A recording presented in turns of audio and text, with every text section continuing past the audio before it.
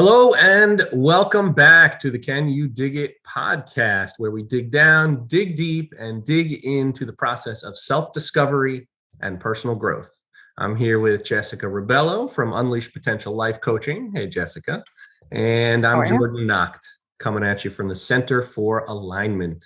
We bring together 2+ decades of combined coaching and counseling experiences to the exploration on this podcast of areas in mental health, the theory and the application of areas in mental health, emotional awareness, and as stated before, it's important enough to mention twice, personal growth.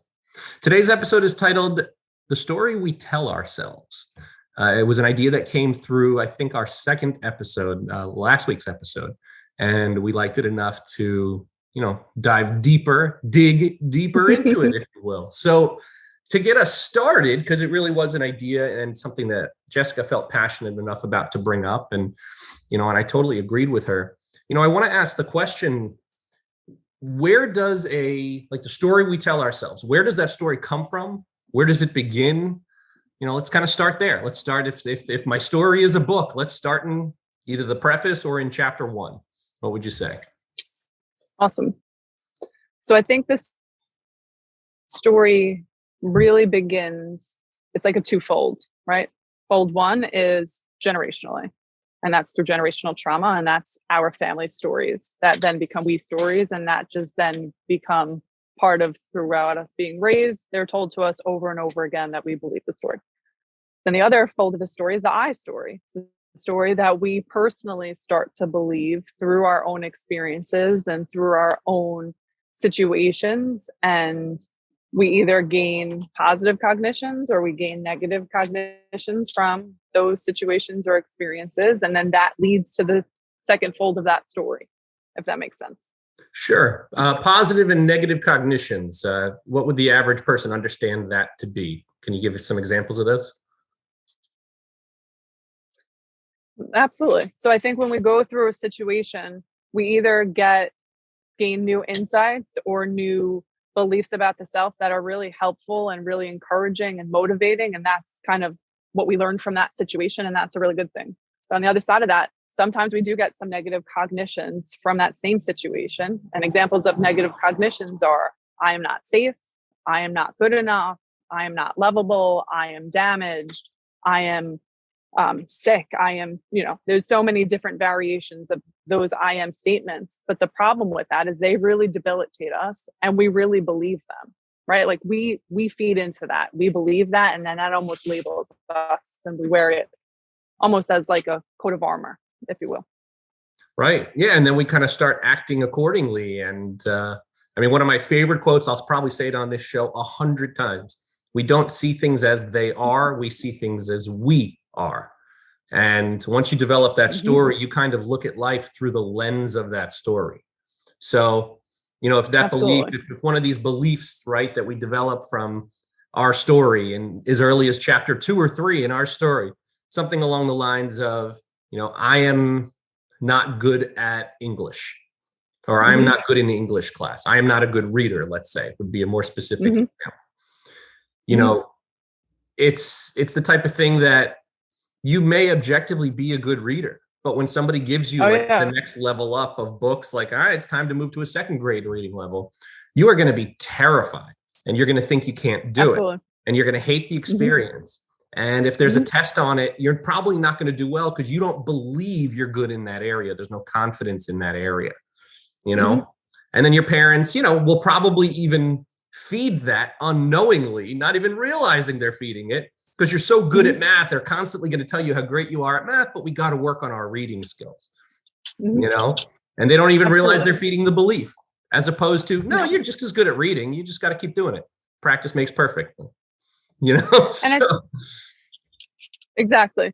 And I think a lot of times too, and just speaking from a parent's perspective in a minute, for a second, growing up, sometimes our parents' words fuels the story, right? Like you're saying, it fuels the story, it grows the story, makes it bigger, makes us believe it more.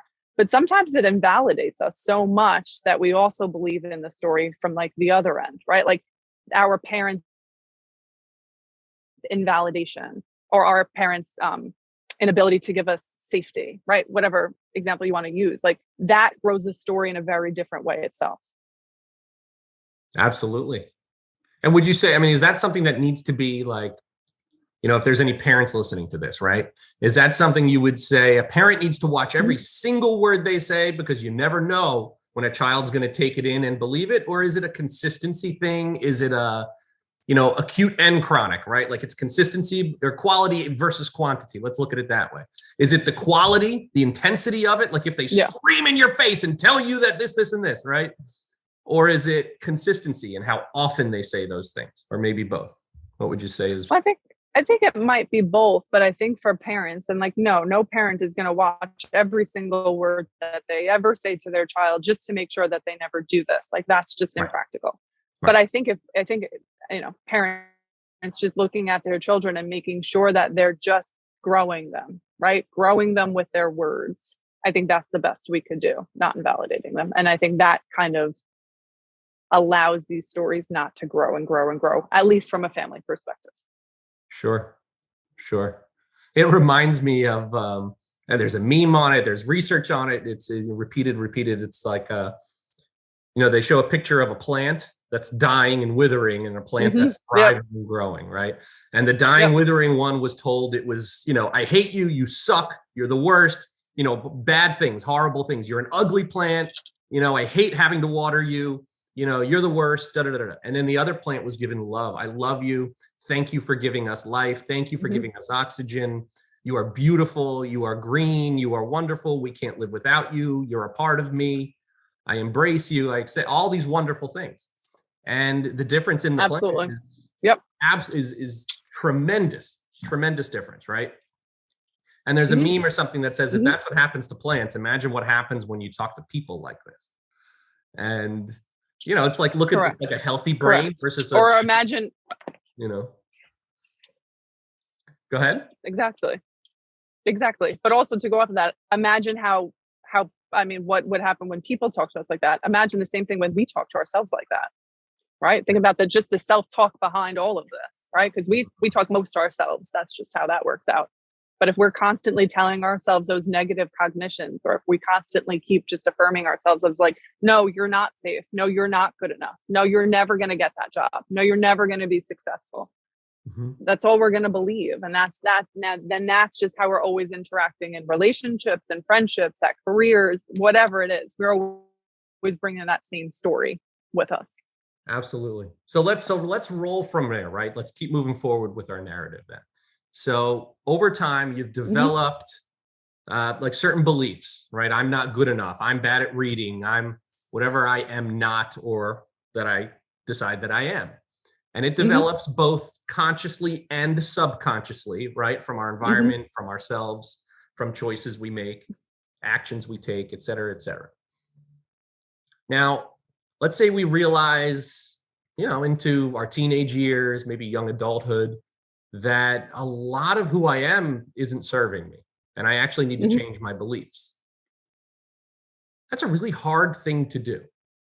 It's a really hard thing to do. At least, from my experience, it is probably the hardest thing to do. How would you recommend somebody even begin to approach that? Well, I think because it is so hard to do, and you're absolutely right on that. It's probably the hardest thing to do. I think you need to break it up into parts, right? And that's kind of my philosophy of how to do a lot of these like really soul challenging things, is to break it down. And the first part is like coming to the awareness that this story is not serving yourself anymore. And it's like, okay, like I don't need to carry this anymore. And I'm going to own that. And I accept that. And like, that's fantastic. And some people stay on that one piece for months, for years. And that's helping, right? That's actually moving you in the correct direction. After you label it though, and you agree to it, it's okay, well, if this isn't serving me, why is this not serving me anymore? Right? Like what difficulties is it causing my life? Or what hardships is it adding to myself that I don't necessarily need, right? Almost like a self-sabotage viewpoint of it. And once you figure that part out, once you list those things out, it's like, oh my gosh, I don't want to do those things to myself. I don't want to feed myself those things. I don't want to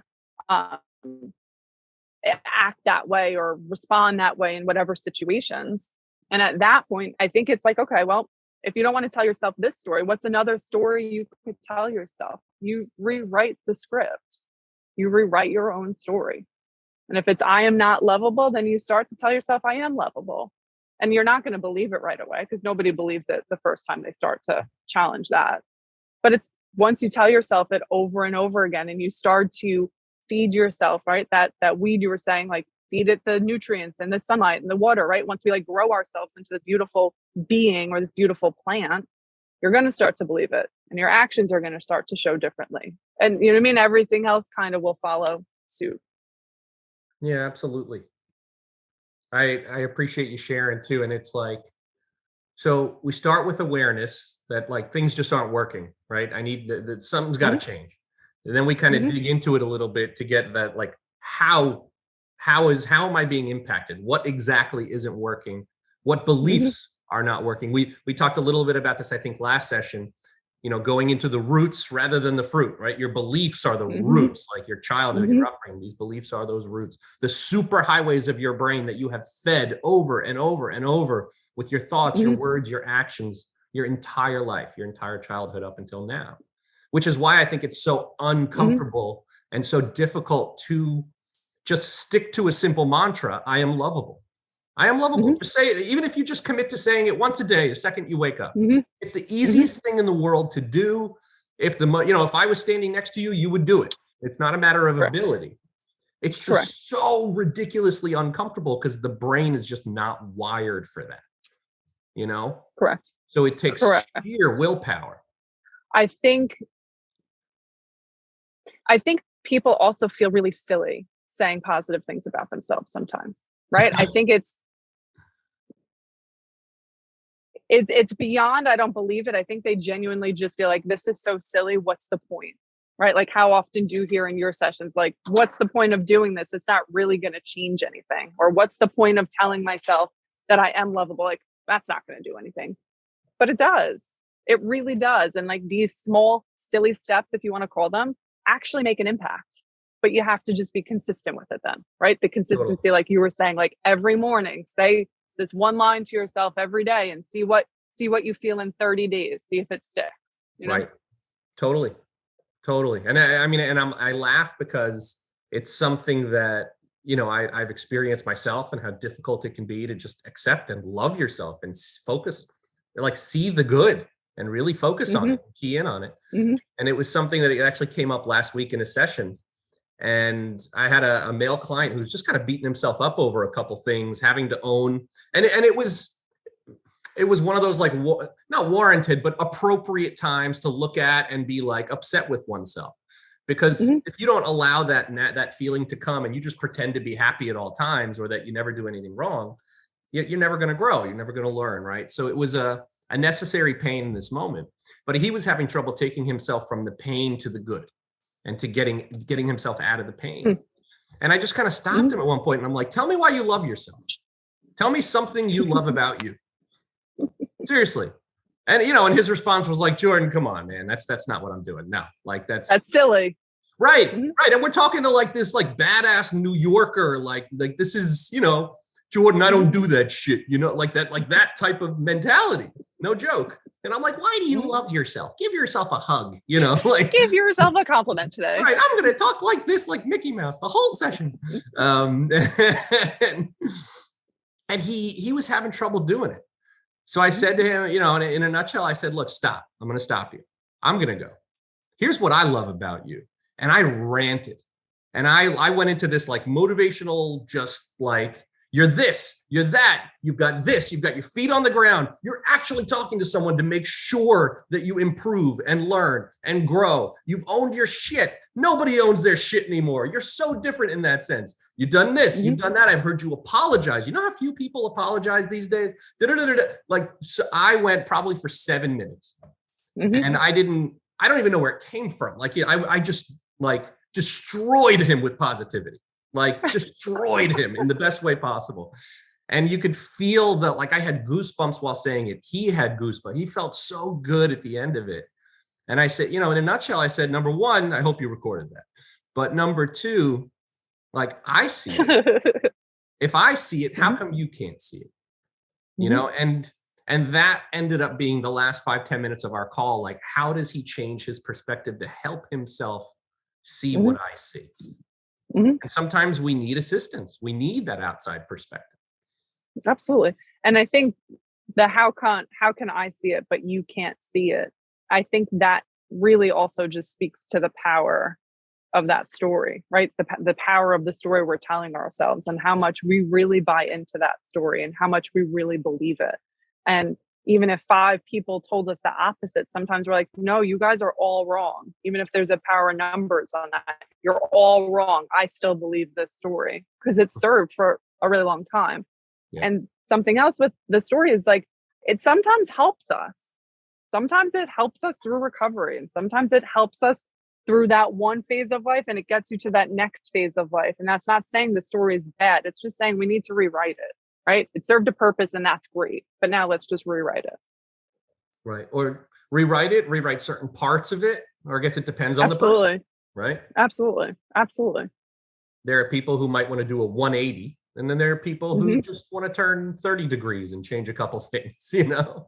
So yeah. I think that makes a lot of sense. Something you just said, and I want to speak to it a little bit more. And it's something that I've experienced, not in like a bad way. My family is amazing and very supportive, but like when I have this new perspective on I am that I'm trying to develop, but I'm surrounded by everyone who's always known me to be a certain way, right? They align with my old story. My new story makes them uncomfortable. Yep. So talk about that, navigating the difficulty of everyone else still seeing you the same way when you want to change. How does that work? You know, what are some things to do, not do, look at, you know, just go to town on this. I want to hear your perspective on it. Because you're absolutely right. It's 10 times harder to believe a new story when everybody believes you as the old story. You're absolutely right. And I think everybody would agree that they've experienced that in one point or another in their lives. Right. And I think truly the bottom line of that is a boundary, right? Like, and it is the toughest to set boundary with family members.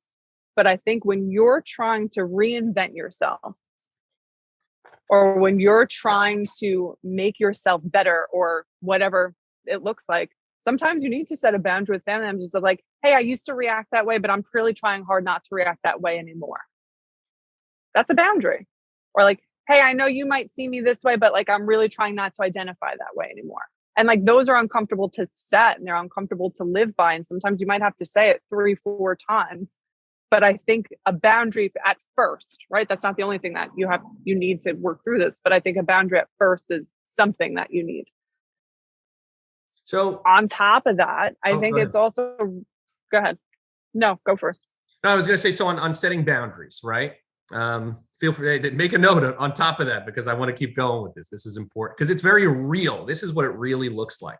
You know, like Absolutely. I've gone through it, clients who've gone through it. We've talked about their parents, right? The clients who are changing, the quarter life crisis clients I have just out of college who are trying to change while living at home. But the parent just like is resisting the change so much, you know? So that's what I'm thinking about here. Like there's an example where, you know, let's say I'm your client and and we're working on me setting boundaries and speaking up for myself more, because I've always just tiptoed around everybody and pleased everybody. And, you know, that was my identity, right? I'm the peacekeeper. I'm the safe zone. Always, always, always, always. Including when I have something to say that might be uncomfortable, I'll just keep it to myself, you know, even though it's important for me to express it, like things like that. So in this scenario, right, everyone's screaming this and that. And, you know, let's say, you know, my sister's upset. So she storms into my room and starts complaining about mom and dad.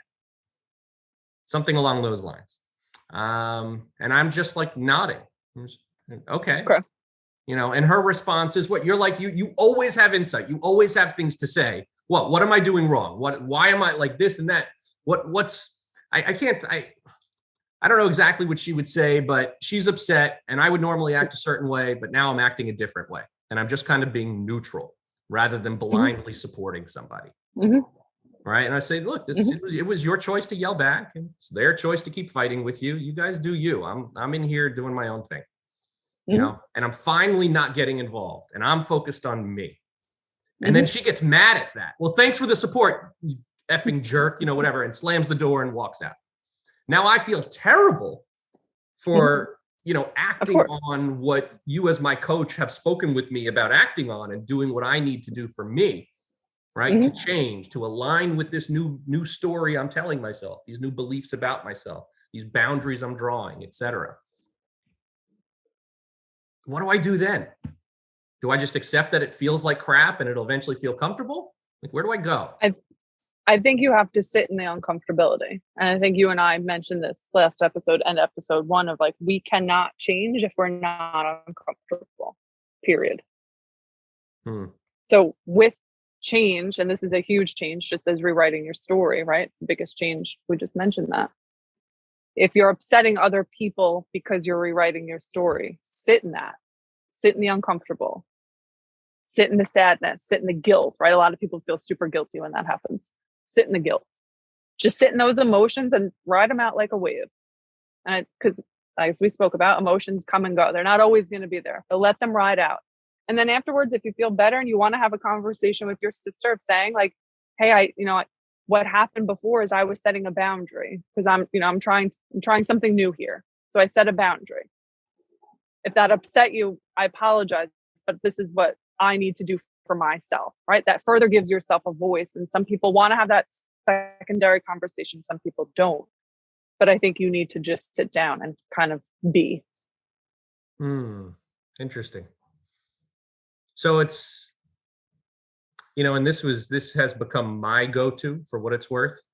In terms of change, working on myself, being that, leveled up version of me who doesn't react to things the same way, right? I look at the word react as like what I've always done and respond as, the more effective thing. So how do I choose to respond? I very rarely react in general. So even if it's a different reaction, right? Whereas I used to get quiet, not say a word, maybe now I'm working on speaking up for myself. So if I react, I'll yell angrily, and that's different than I used to be. But is it still the right thing to do based on the story I want to create for myself? I don't really know, because the emotion is blinding me and I'm seeing through the lens of the emotion rather than through the lens of who I want to become and the person I choose to actually be. So I tend to pause. If I find myself triggered, unless it's a life or death situation where I have to make a move because a saber-toothed tiger is about to get me, I'm purposely pausing and taking some breaths and slowing down and looking at the fact that my heart is now beating and I'm cringing in my stomach and I feel a pit in my chest and that feeling of just that we all hate, that we all try to avoid. Pain, emotional pain. Oh, absolutely. That's I tend to stop and slow down and just talk to myself. And I may look crazy, but I do. And I just I self-soothe, calm myself down. Dude, you're okay. Slow down. Somebody yelled at you. That's normal. People are going to yell. You don't have to cringe like this. You're safe. You're okay. Fight or flight mode is not necessary. Deep breaths. Slow down. Slow down. And then 5-10 minutes later, it tries to come back and I have to slow down again and I have to soothe myself again because that's what it really looks like, right? It doesn't just work the first time. No. And then I try to go into, all right, so what's the effective thing to do? How do you really want to respond right now? I would do something like that. So, now, let me ask you, if during your pause and during your self-soothing, if some of the negative cognitions that we were speaking about pop in and it starts to get more like your thoughts or your self-talk seems to get more flooded with negative self-talk, what do you do in that situation? Well, by that point, I will hopefully have practiced my mantras enough that I can do them over and over, and that's something that I have for me. Like it's a tool in my kit for whenever I need it, right? I am loved. I am successful. I am safe. I am secure. I am confident, whatever they might be, right? I tend to have like people who go to the gym, instead of counting reps, I want you to do sets of 4 mantras. So you go through them 3 times, you've done 12 reps. Awesome. Rather than counting numbers, count, Mm-hmm. I am love, I am success, I am handsome, I am smart, something along those lines. And that way you just have Yeah. it over and over and Yeah, over that's and great. over. And you're retraining and conditioning your mind as you are your body. So Yeah. the way I see it in that moment when those thoughts are coming in, because I'm triggered, right? Because that's when they really come in. We lean on our beliefs when Oh, we're absolutely. threatened. Mm-hmm. Ideally, I will have built up enough muscle to be able to bear the weight of that emotion by exercising consistently those mantras, the healthy ones. Did that metaphor make sense? Okay. That did. And I was just going to compliment it. I like that you used it as a muscle because it is a muscle, right? And I think this tool or this skill is going to feel easy at times and it's going to feel hard at times. And like you're saying, depending on if you were triggered, if you weren't triggered, there's a lot of things that go into that. But I guess I want the listeners to believe and I want the listeners to hear that this isn't a first one fits all approach here, right? Like we're not just saying like, oh my God, just tell yourself how much you love yourself all the time and life is going to be grand. No, that's not it at all. But two, there's so much trial and error in this. Really, there's so much. Like you can't try it one day and feel like you didn't succeed it and then say like, well, that doesn't work. I'm never doing that again, right? Like this is a muscle and it grows and there has to be a few times to go around at it over the course of time. And like you're saying, in turn, it then goes into the toolbox and then it's like, oh, I could grab this because I've exercised this already. I know what this is and I know when I need this. Yeah, absolutely. And it's something that it's very hard to stay consistent with when you don't see the results. You just have to trust. Like it's where faith comes in. You're either going to trust the process, that this is building muscle, or you're not going to, or if you don't trust the process, if you're not going to choose to engage that new belief, right? I believe that this will work. Well, we either need to be creative and find something that'll work for you, or, because it's not a one size fits all thing. That's for sure. Yeah, absolutely. What do you do when you, let's say, right, you've committed to changing your narrative, right? And you get triggered, right? You get upset about something, pisses you off, or you're anxious for some reason, or whatever it might be. What do you do? What does that look like for you in that moment?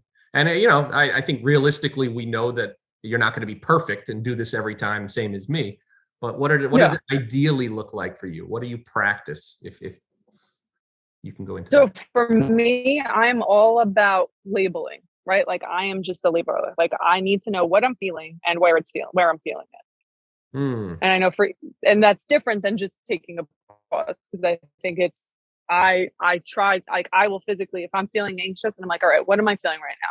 Jessica, you're feeling anxious. I will literally hold my chest where I'm feeling the anxiety. And I'll say like, all right, well, what does my anxiety look like right now? Oh, my anxiety is a bunch of red, blue, and green squiggly lines. Okay. What are those squiggly lines made out of? They're made out of aluminum and it feels like it's cutting my chest. That's how bad my anxiety, right? Like I really give it some detail so I could picture it as much as I can. And once I label it, I sit in it. I kind of just sit with that for a little bit. And over time it subsides. And I'm like, okay, I'm ready to move forward or I'm ready to now reflect, right? So I feel like we're always kind of set with that. Like you could either move forward with your day or you could reflect on what just happened in the last 10 minutes and, figure out what you think about it. Oh, I like that. The way you do it, it almost sounds like you really zoom in on the discomfort. You don't just sit with it. You really look at it. You zoom in on it. You hold it and explore it and look at it and label it and, define it. And that, again, another like metaphor or allegory that I love to use is like, we cannot let go of something we haven't first held on to. So if you want to let go of this, it's a good one. Hold it. The same works if I can't let go of this cup. Well, now I can let go of it. There's water in it, so I'm not going to let it drop. But you know what I mean? So the same works with thoughts, same works with beliefs, same works with emotions. So I think we do need to dig into them, really label them, specify them, define them, and then choose where we want to go from there, it sounds like. Yeah.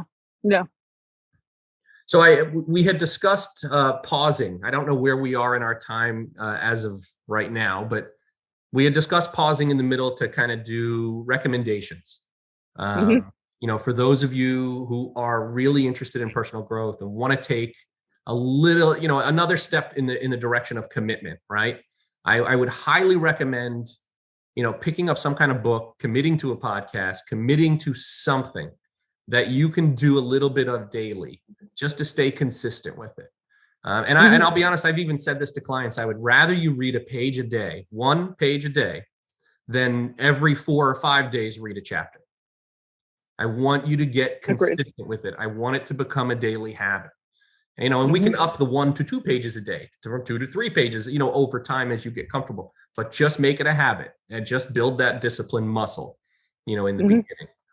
So is there a book, a movie, a podcast? And if you recommend this podcast, it would be very self-serving, but wonderful. That you would recommend to any of our listeners that has either impacted you or that has really impacted your clients in a positive way? So there's one movie, and it literally just came to my head, and I was going to shout out a different podcast, but I think just on today's conversation. Have you ever seen Good Will Hunting? Oh, Leonardo DiCaprio. I think talk about the story. Whoa. Good Will Hunting. Hold on. Do we have the right movie or the wrong actor? Leonardo DiCaprio is not in Good Will Hunting unless I'm crazy. Wasn't it Matt Damon? Did I make that up? Yes, you're correct. No, you are correct. Oh, okay. All right. I was like, I think you're thinking Titanic. No. Another great movie. No, but I think after talking about today's topic and just rewriting your story, I think that movie kind of coincides pretty well with it. Yes. Yes, it does. Well said. Thank you. Said. What do you recommend? I'm very, very big into movies.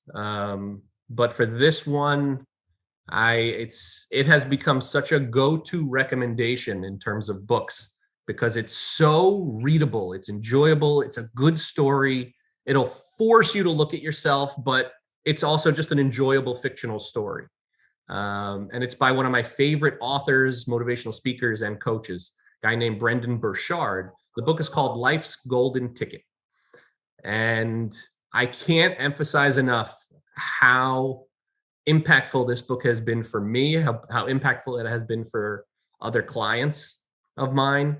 It's just a deep dive into the psyche, into really your personal narrative, the story you tell yourself and where that comes from. And he kind of reads through his book, like all the chapters of his book leading up to where he has come to. And, it battles all the demons. And it's incredible. It's just incredible. And it's such a uniquely told perspective that I can't even, I don't even want to give any of it away. Just start reading it. You'll probably cry in chapter 2 a little bit. It's that good. And you'll get hooked. But it's also an easy read. It's like 10 minutes, 15 minutes, and you're done with a chapter a night and you finished it in a week kind of book. Yeah. Short book. Awesome. So Life's Golden Ticket by Brendan Burchard and the movie Good Will Hunting. I don't remember who directed it, but you can find it. I promise. Matt Damon, Robin Williams. Movie. It's a great movie. Yeah. Yes. Good. So thank you for the recommendation. I like that. So keep moving on, right? So we've gotten to this point in our lives now where we've become aware that the story we tell ourselves hasn't been working. We are setting boundaries with family and friends. We're, firmly speaking what we need for ourselves and where we're at and what's happening. We're learning how to deal with the guilt and the feelings of discomfort that come along with it. And we're practicing doing that. We're practicing our mantras daily. We are, sitting with discomfort on purpose and zooming in on it and holding it and looking at it and defining it if I'm feeling anxious, if I'm feeling angry, if I'm feeling afraid, whatever it might be. We've covered a lot of stuff already. Wow, as I say it, we've covered a lot of stuff today. I know.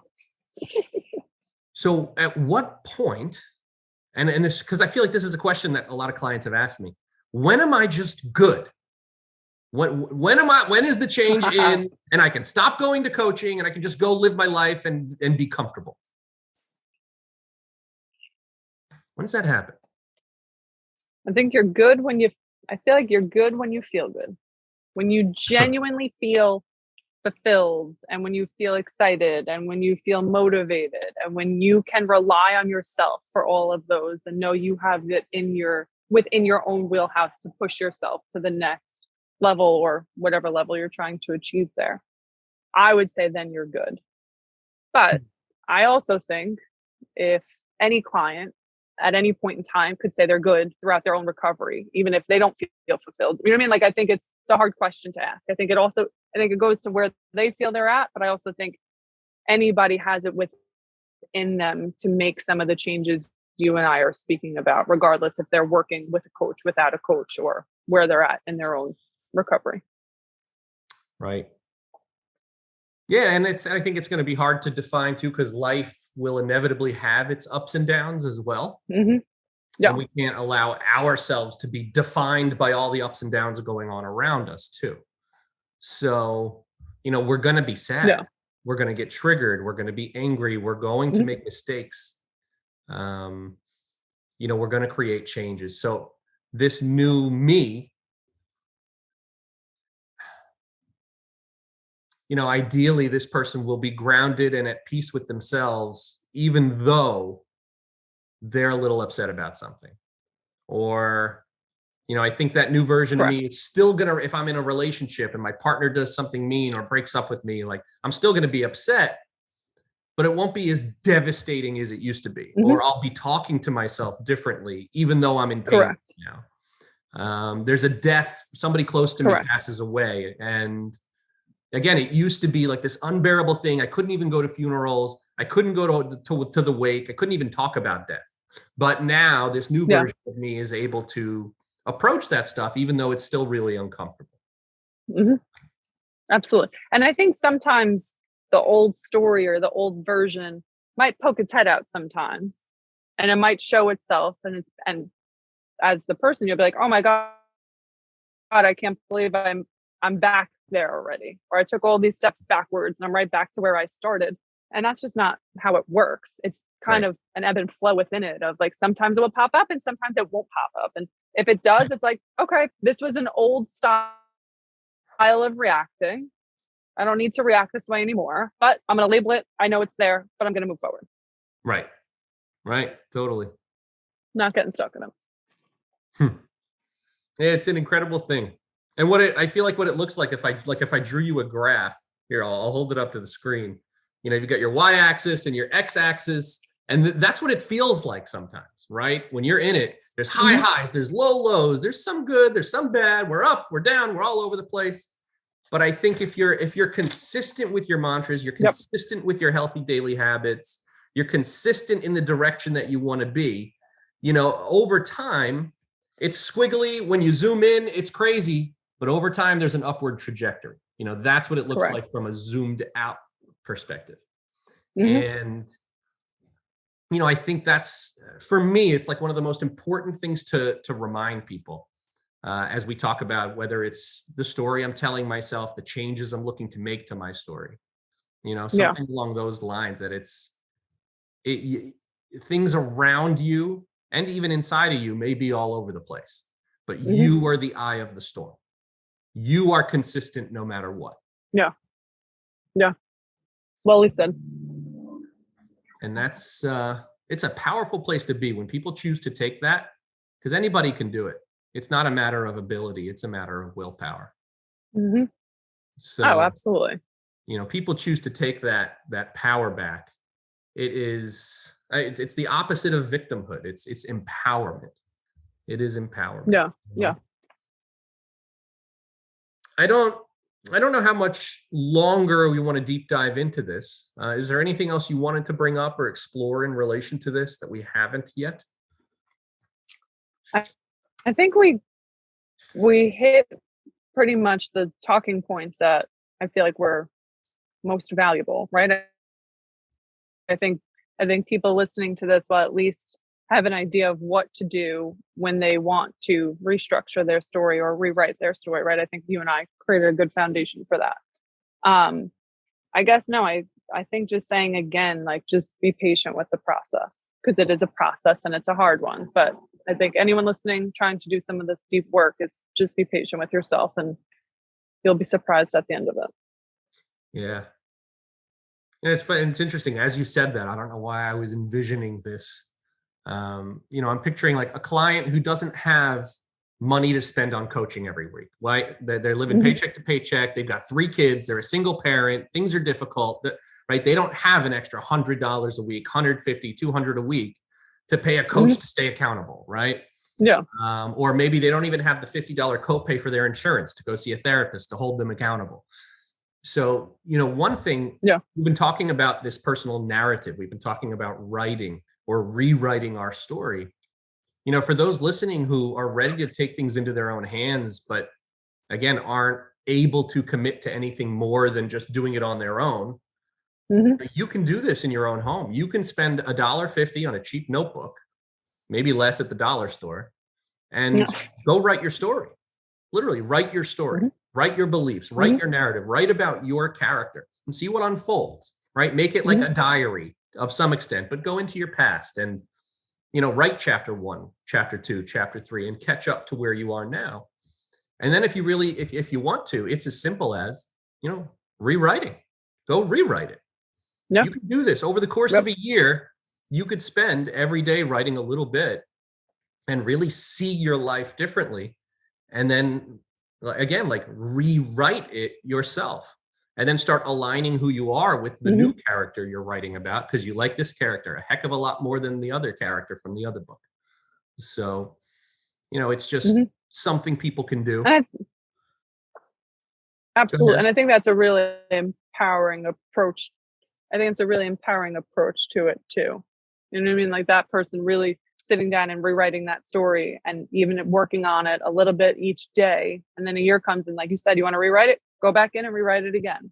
It's a really empowering way, I think, for anybody to kind of take this. And I know you mentioned, like, you sometimes pause when, there's some intense emotions, and I kind of like sit directly in those intense emotions. I think people could practice both techniques and both styles while doing it on their own too. You know what I mean? If things get too crazy, they could pause for a minute, or they could dive really dark, dive deep down in there and kind of start labeling around. Yeah, absolutely. And I think, this is something that'll come up again, right? This subject, personal narrative, the story we tell ourselves. I know Jessica, wants to, and I myself want to go a little deeper into my own story, so you guys can connect with us a little bit more, and we can make it very real for you, very raw. On those episodes, we will preface that we're going to get real. If I'm talking about my story, I'm going to have to drop F-bombs. I'm going to have to get, I may get emotional. We're not going to do this half-assed. We're going to be in it the way you guys are in it, listening to us. So that's, I think that's, maybe it'll be next week, maybe it'll be a little further down the road when we build up courage enough to share our truth with you.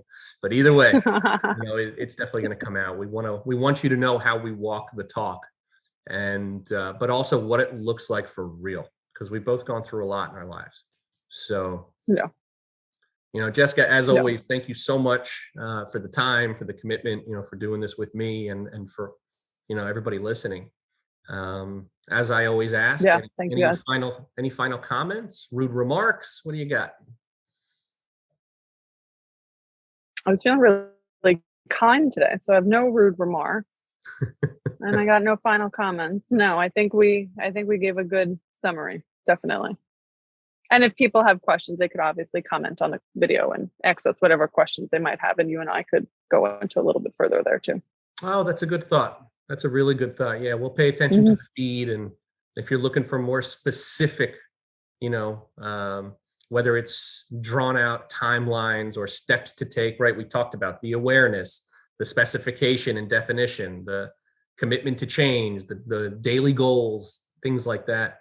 What does that look like? What does that process look like? We can certainly get a little deeper into that for sure. So yeah, I'm the same. I don't have too much else to say. This was great. All right. Love every one of these. These are really enjoyable. Thanks for listening, guys. We will touch base with you next week for our 4th episode. And as always, keep growing, be willing to be uncomfortable, be courageous, and we love you.